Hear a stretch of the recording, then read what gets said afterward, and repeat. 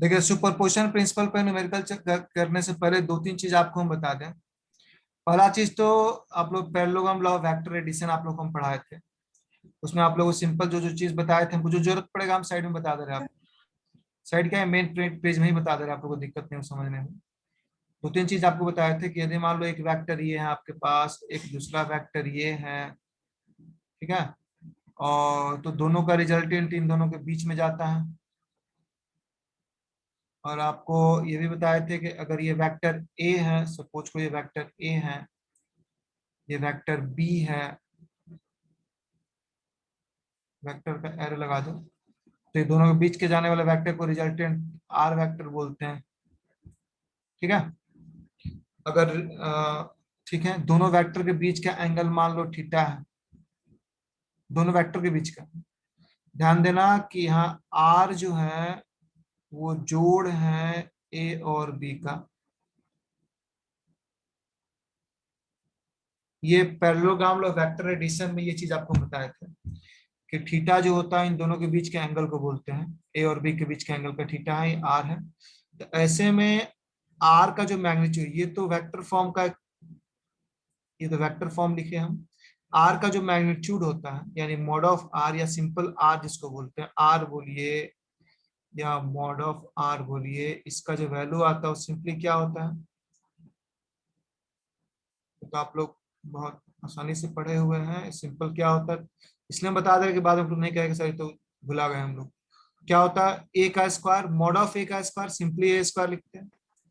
मतलब vector A का magnitude, यहाँ वेक्टर साइन नहीं लगाना क्योंकि हमको किसी वेक्टर का दो चीज होता है ना, मैग्नीट्यूड डायरेक्शन, तो सिर्फ मैग्नीट्यूड से मतलब है। A square b square plus 2ab cos theta, बहुत सिंपल। इसमें दो बात ध्यान रखना है कि अगर थीटा जीरो हो जाए, अगर थीटा जीरो हो जाए तो रिजल्टेंट जो होता है वो सिंपली क्या बचेगा, क्या हो रूट जाएगा अंडर फिर? Root a under a square square plus plus b square. B square plus 2ab, या मिला जुला क्या बचेगा, ए प्लस बी का बी का होल होल स्क्वायर, या स्क्वायर। क्या बचेगा, ए प्लस बी। यानी अगर कोई न्यूमेरिकल हमारे पास ऐसा है जिसमें कि ए और बी के बीच का एंगल जीरो दिया हुआ है, अगर जीरो है तो हम डायरेक्ट ए और बी के वैल्यू को जोड़ देंगे। इस तरह से रूट आउट नहीं करेंगे, सीधे ए का मैग्नीट्यूड और बी के मैग्नीट्यूड को जोड़ देंगे और हमारा रिजल्टेंट आ जाएगा। नेक्स्ट है कि अगर थीटा 90 डिग्री हो जाए तो, if theta equal to 90 degree, तो क्या होगा। अगर थीटा 90 डिग्री हो जाए तो क्या फर्क पड़ेगा, देखो, a square plus b under a square square plus b square. Plus 2ab cos 90। Cos 90 का वैल्यू क्या होता है, कॉस 90 का वैल्यू होता है जीरो। 0। कॉस 90 की वैल्यू 0, ये खत्म, बचा कितना, रूट अंडर सिर्फ ए स्क्वायर प्लस बी स्क्वायर। यानी थीटा 90 हो तो सिंपली ये इतना पार्ट से हम एग्जिट तो करेंगे लिखने से, समय तो बचेगा। और नेक्स्ट जो बात है वो जान लो कि अगर थीटा इक्वल टू 180 तब रिजल्टेंट क्या होगा। ये सिंपली हो जाएगा a square plus b square plus 2ab cos 180। Cos 180 का मतलब -1 होता है, तो बचा कितना, a square plus b square minus 2ab। Resultant हो जाएगा root under a minus b का होल स्क्वायर, या सिंपली क्या बचेगा, ए माइनस बी, ये मेरा रिजल्टेंट हो जाएगा। तो तीन वैल्यू आप याद रखिएगा, हम आगे डायरेक्ट यूज करेंगे उसमें, आप हमसे बिल्कुल आप लोग दिमाग में बैठा लीजिए ताकि उस समय कंफ्यूजन ना हो कि थीटा 0 ए प्लस बी, सीधे और बी को जोड़ देंगे। कहने का मतलब मान लो ए का वैल्यू 10 रहता है और बी का वैल्यू 11 रहता है, तो सीधे 10 और 11 कितना हो जाता है, 21 हो जाता है, अगर एंगल 0 होता है। किसके किसके बीच का, ए और बी के बीच का। हमको बस इतना ही से मतलब है। ठीक है। और भी कुछ होता है इसमें, आप लोग जैसे कि ये रिजल्टेंट किस एंगल पर गया, कहाँ गया, इसका भी एक फॉर्मूला होता है, कोई बता सकते हैं क्या, फॉर्मूला किसी को याद है। ये एंगल कितना होगा, अगर ये अल्फा है, इसका टेन अल्फा कितना होगा, चलिए बता दीजिए लगे हाथ।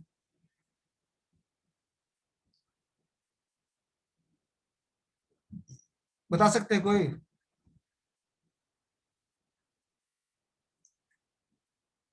क्या रितेश याद है?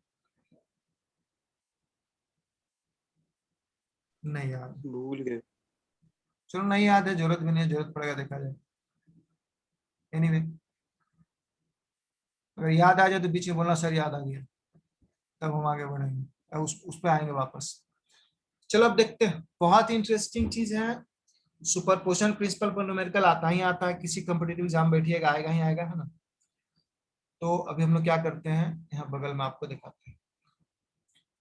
क्वेश्चन देखिएगा, हमारे पास 3 चार्ज दिया हुआ है, 10 कूलम का माइक्रो कूलम है, 5 माइक्रो कूलम का, -5 माइक्रो कूलम का, सबको एक ट्रायंगल पर रखा गया है, 3 कॉर्नर ऑफ इक्वेटर ट्रायंगल, जिसका कि साइड दिया हुआ 0.1 मीटर। ठीक है, साइड भी दिया हुआ 0.1 metre. Find the resultant force on charge plus 10Q। 3 charge रखा हुआ, तो आप बोल रहे रिजल्टेंट मतलब अब है क्या, देखो डायग्राम पहले बनाते हैं। सबसे पहले तो हम एक ट्रायंगल बनाते हैं, यही बगल बना रहे हैं, इसको फिर शिफ्ट कर देंगे नेक्स्ट पेज में। ये हमारे पास एक ट्रायंगल है, क्वेश्चन पढ़ पढ़ के बनाने में सुविधा रहेगा, इसलिए हम यही बना देंगे। ये हमारे पास एक ट्रायंगल है, इस ट्रायंगल के हर एक पॉइंट पर एक चार्ज है, 10 कूलम। कहीं भी रख सकते हैं आप, किसी चार्ज को कहीं रख सकते हैं, चूंकि नाम दिया नहीं है। लेकिन हाँ, आप एक ट्रायंगल का नाम दे दीजिए पहले, ए बी सी, 3 नाम दे दीजिए। ए पर आप किसी चार्ज को रख सकते हैं, कोई कंडीशन नहीं है, लेकिन आप चलिए इस पर रख दिए 10 coulomb charge, 10 micro coulomb charge को हम ए पर रख देते हैं, 5 माइक्रो कूलम को यहां रख देते हैं, और -5 माइक्रो कूलम को चलो यहां रख देते हैं। आप किसी को कहीं रख सकते हैं, कोई दिक्कत नहीं। सबके बीच का डिस्टेंस कितना दिया हुआ, 0.1 मीटर। डिस्टेंस कितना, 0.1। यानी यहाँ नीचे आप इस बात को लिख सकते हैं कि ए बी बराबर बी सी बराबर सी ए बराबर दिया हुआ 0.1 मीटर, वो भी दिया हुआ, ठीक है।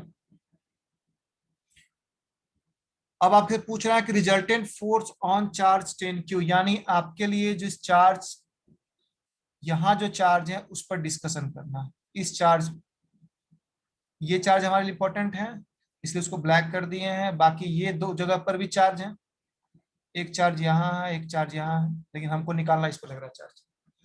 यहाँ जगह तो है नहीं, हम लोग नेक्स्ट पेज में मूव करते हैं, और चलिए डायग्राम को लेके चलते हैं नेक्स्ट पेज में। हम लोग इसको हम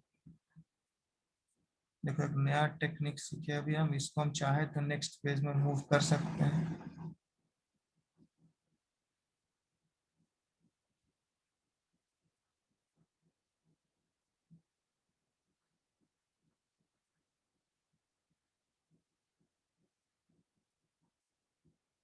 ओ, नहीं मूव किया, अच्छा इससे मूव करेगा, मूव करेगा, इससे करेगा।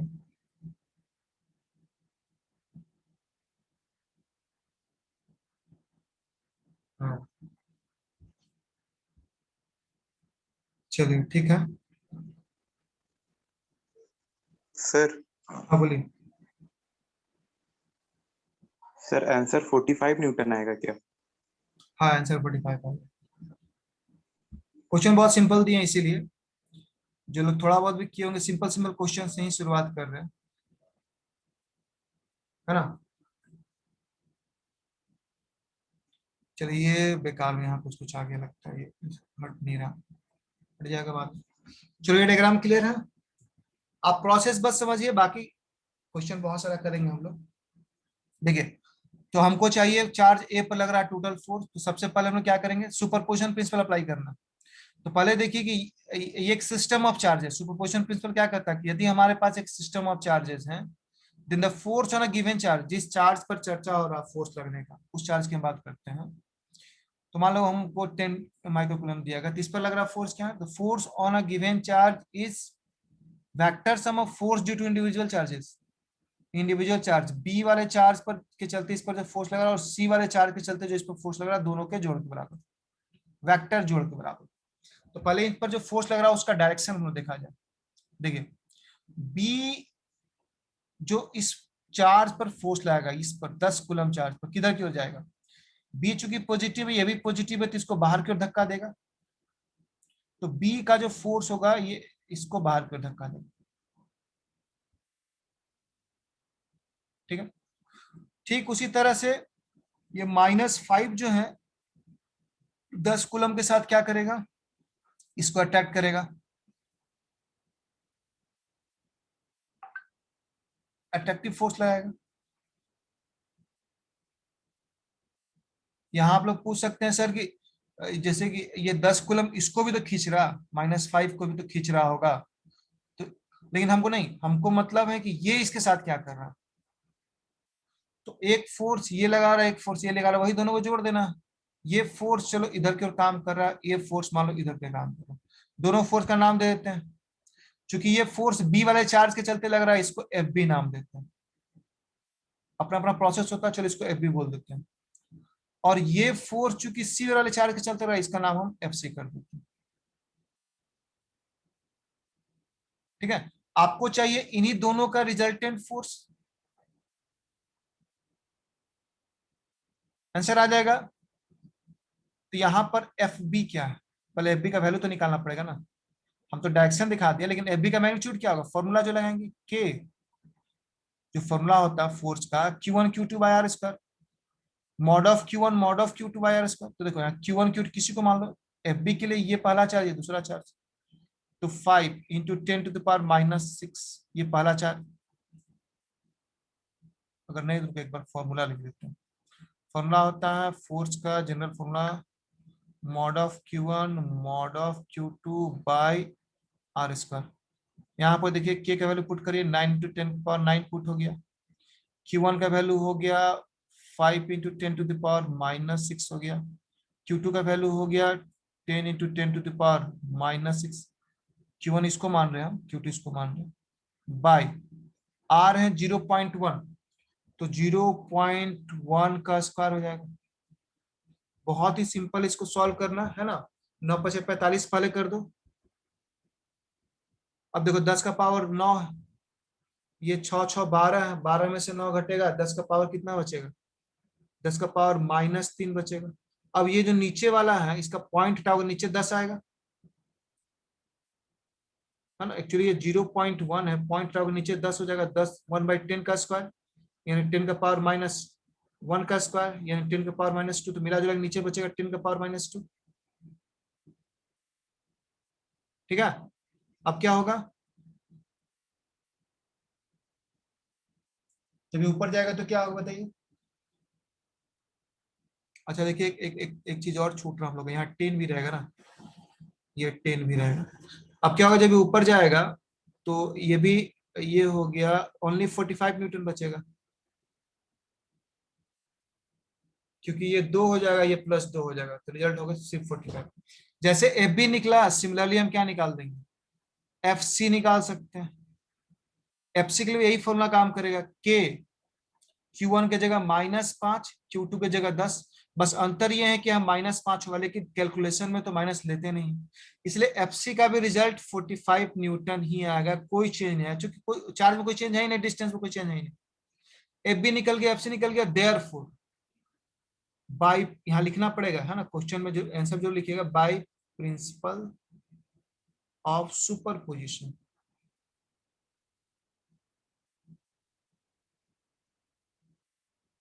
प्रिंसिपल ऑफ सुपरपोजिशन के चलते क्या होगा? एफ जो होगा रिजल्टेंट को, चलो एफ से दिखाते हो, क्या होगा? एफ बी का वेक्टर प्लस एफ सी का वेक्टर। सुपरपोजिशन प्रिंसिपल है, इसलिए आपको पहले इस फॉर्म में लिखना होगा, वेक्टर फॉर्म में आपको लिखना होगा। लेकिन आपको एफ का मैग्नीट्यूड चाहिए, और एफ का मैग्नीट्यूड में तो क्या होता है? एफ बी का स्क्वायर, एफ सी का square, 2 F B F C cos, दोनों के बीच का एंगल तो बता सकते हैं क्या? ये एंगल कितना, यही ना एंगल होगा एफ बी और एफ सी के बीच का, 120 डिग्री। क्यों? क्योंकि ये क्वेश्चन में दिया इक्विलेटरल ट्रायंगल है, जब इक्विलेटरल है तो ये 60, ये भी 60, ये भी 60, जब ये 60 है तो ये तो पूरा 180 है ना, ये जो पूरे पूरी है 180 है, तो 180 में से इस 60 को घटाएंगे तो 120 बचेगा इधर वाला। तो ये एंगल सिंपली ये आएगा 120। अगर एंगल नहीं समझ में आएगा तो बोलिएगा, फिर से समझाएंगे। ये 60 है, ये पूरे पूरी, ये देखो स्ट्रेट लाइन एक तरह से हो गया। 180 में से ये 60 घटेगा, 60 क्यों, क्योंकि लेफ्ट ट्रायंगल cos 120। आपको बता सकते हैं क्या cos 120 का वैल्यू कितना होता है? -1/2। -1/2। इसका क्या होगा, ये हो गया 45 का स्क्वायर प्लस 45 का स्क्वायर प्लस 2 इंटू 45 फिर से 45 का स्क्वायर इंटू -1/2।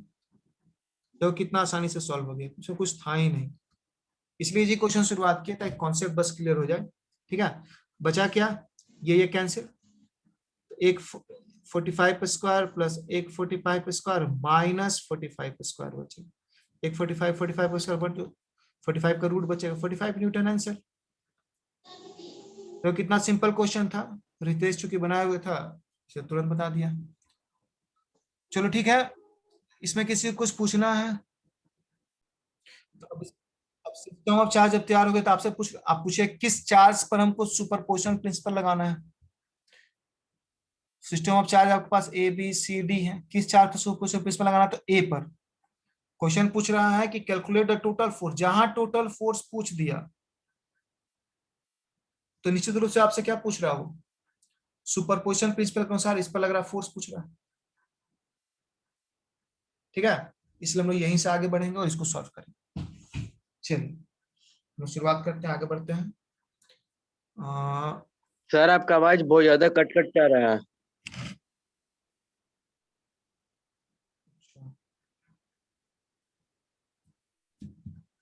में भी थोड़ा नेटवर्क इशू होगा।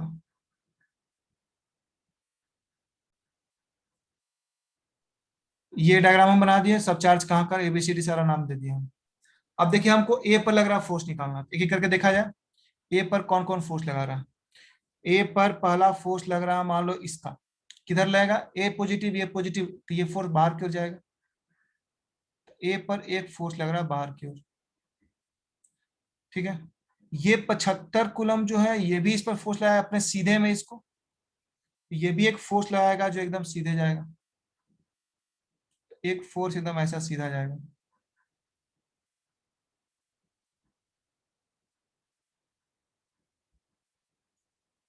इसको थोड़ा नीचे लेके आते हैं, दो फोर्स हो सर गया। हाँ सर क्वेश्चन में तो पॉइंट डी प्लस 75 कूलम का था। अच्छा अच्छा अच्छा, हाँ point D D D D उल्टा हो गया है, कोई बात नहीं, ठीक है ठीक है, इसको सी बोलना था, ये सी है और ये डी। यस हाँ हाँ नहीं, ठीक ठीक ठीक बोले हो, चलो अच्छा बता दो। तो चलो यहाँ तक ठीक है, एक और फोर्स ये लगाएगा, ये तो अट्रैक्टिव फोर्स लगाएगा इस पर, तो ये फोर्स इधर की ओर आएगा, अंदर की ओर, ये फोर्स इसी के अलोंग आएगा। इसका रुको डायग्राम कलर चेंज कर लेंगे, ये इसी के अलोंग आएगा अंदर की ओर।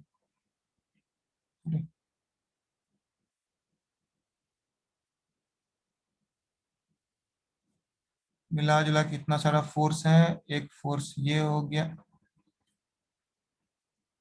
एक फोर्स ये हो गया, ये फोर्स ये हो गया, एक फोर्स ये हो गया। देखो यहाँ पर तीन तीन फोर्स आ गया है, नाम कैसे करेंगे, जो जिस जगह से चार्ज लगा रहा है वैसे ही नाम देंगे। इस फोर्स को हम एफसी बोलते हैं, ये चूंकि बी लगा रहा था इसको एफ बी बोलते हैं, ये चूंकि डी लगा रहा था इस फोर्स को एफ डी बोलते हैं।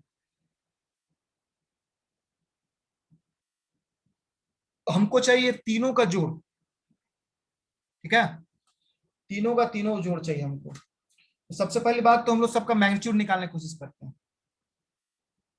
पहले हम निकालते हैं एफ ए,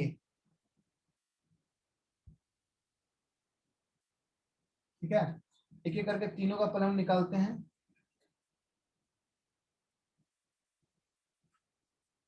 अच्छा डिस्टेंस का चर्चा किया है क्या सभी के बीच का डिस्टेंस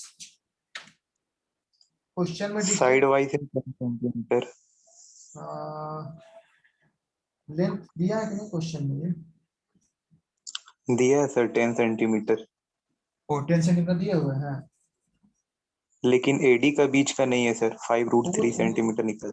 वो तो निकाल लेंगे, वो तो निकाल लेंगे। 10 दिया है ना, 10 मीटर एक सेंटीमीटर में दिए हुए, मीटर में है, सेंटीमीटर में। तो चलो ये हो गया हमारा। हर एक साइड का देखो वैल्यू कितना दिया हुआ, ए बी बराबर बी सी बराबर ए सी का वैल्यू दिया हुआ 10 सेंटीमीटर। तो जब सबका वैल्यू 10 सेंटीमीटर है तो अब ये बताइए कि इसका वैल्यू कितना आएगा। ये जो बीच का वैल्यू, ये वाला वैल्यू देखिए, इसको तो हम निकाल लेते हैं। 5√3 सेंटीमीटर। इसका नाम एडी देते हैं। देयरफॉर एडी कैसे निकालेंगे? तो देखिए, आप देखिए इस ट्रायंगल में ध्यान दीजिएगा कैसे निकालेंगे। इस ट्रायंगल में देखना होगा, ये ट्रायंगल में ये 90 डिग्री आएगा, इस ट्रायंगल में ये पार्ट 90 डिग्री आएगा। जब ये 90 डिग्री आएगा तो हाइपोटेनस थ्योरम लगा सकते हैं कि ये जो एडी होगा वो क्या होगा, 20 माइनस 20 होगा, यानी A B square root under A B square minus B D square. हाँ, यही ना होगा जी। यस। अब बताइए ए बी का स्क्वायर कितना हो जाएगा, 10 का स्क्वायर माइनस माइनस 5 स्क्वायर। ठीक है, अब इसको कैसे सॉल्व करें? घटा दीजिए, सिंपल, कुछ नहीं समझ वाला, सीधे घटा दीजिए। कितना हो जाएगा बोलिए? 100 में से 25 घटेगा, कितना बचेगा? 75। 75 और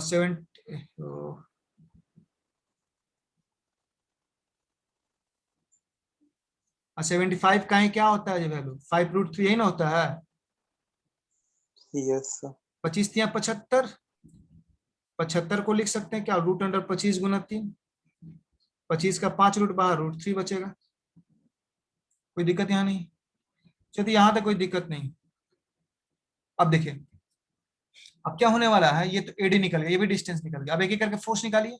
सबसे पहले निकालते हैं एफ सी, एफ सी ही निकालिए इस बार। तो के times Q1 Q2, F C जो निकालेगा उसके लिए Q1 ये है, Q2 ये है, चाहे Q1 Q2 किसी को मानिए। तो मान लो 100 गुना Q2 की जगह ये जो वैल्यू है इंटू 1 बाय क्या हो जाएगा, ये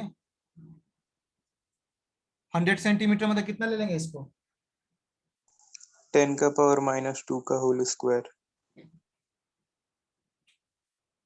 एक काम करते हैं ना, इसको आसान करने के लिए हम लोग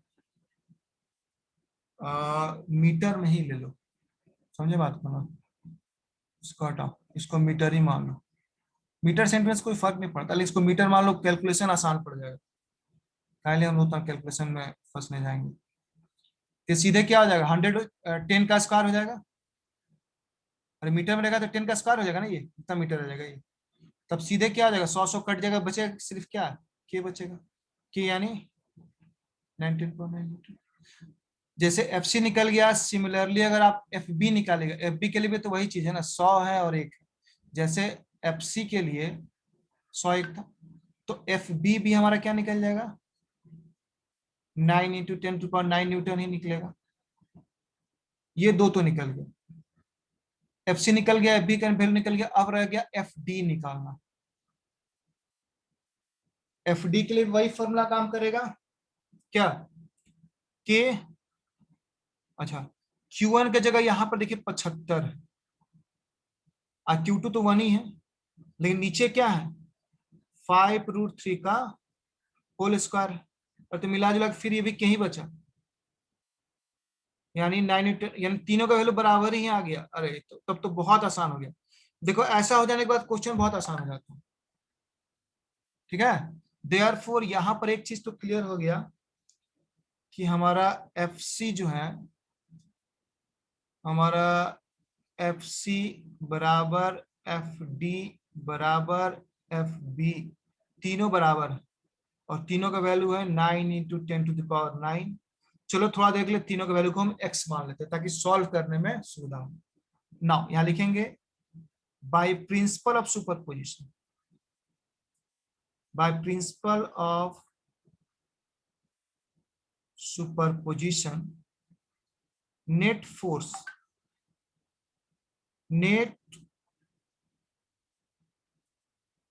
नेट फोर्स ऑन किस पर, 1 कूलम, क्या होगा, F होगा। F बराबर क्या होगा, तीनों का जोड़, ठीक है। तो किसका किसका, FC, किसी को भी आगे लिख सकते हैं, FC, FB और FD।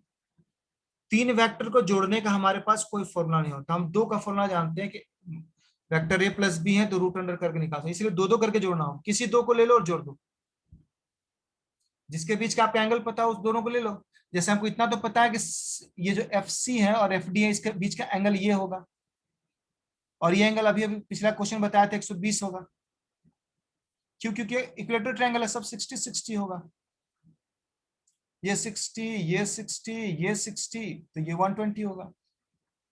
इसलिए पहले इन दोनों को सॉल्व करेंगे, इसको मान लेते हैं, चलो F डैश मान लेते हैं रिजल्ट को, और F को मान लेते हैं FD, आ गया F, इसको इक्वेशन 1 मान लेते हैं। इसी को सॉल्व करना है आपको, पहले आपको F1 डैश निकालना होगा, फिर FD निकालना होगा, ठीक है, फिर दोनों का रिजल्टेंट वही स्क्वायर रूट से निकालना होगा, तो रिजल्ट आ जाएगा। यहाँ के बाद हम लोग फिर से एक बार फिर से आप लोग क्लास ज्वाइन करिए ताकि क्वेश्चन कंप्लीट हो सके, ठीक है। हम क्लोज करते हैं, फिर से इसी लिंक से ज्वाइन कर लीजिए सब।